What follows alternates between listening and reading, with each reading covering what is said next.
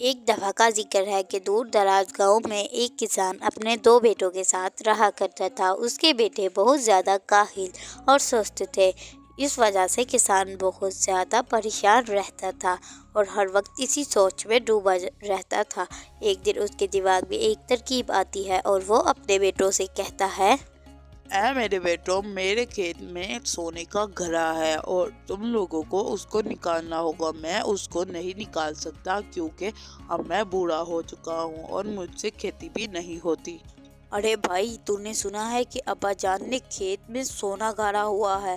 اگر ہم نے اس کو باہر نکال لیا تو ہم تو مالا مال ہو جائیں گے اور امیر بھی۔ چل جلدی چلتے ہیں۔ ہاں بھائی، بالکل تو نے ٹھیک کہا، ہم اس کو نکال لیں گے اور ہم مالا مال ہو جائیں گے، کسی کو کانو کان خبر نہ ہو۔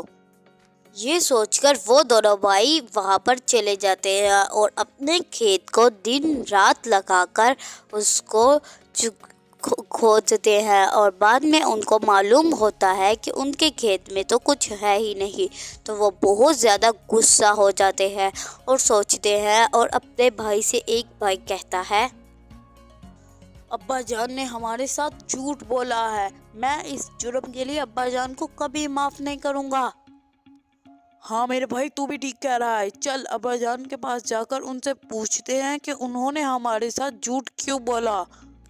یہ آپس میں سوچ کر وہ اپنے ابا جان کے پاس جاتے ہیں اور ابا جان سے کہتے ہیں، ابا جان، آپ نے ہمارے ساتھ جھوٹ بولا ہے، اس کھیت پہ کوئی خزانہ نہیں ہے۔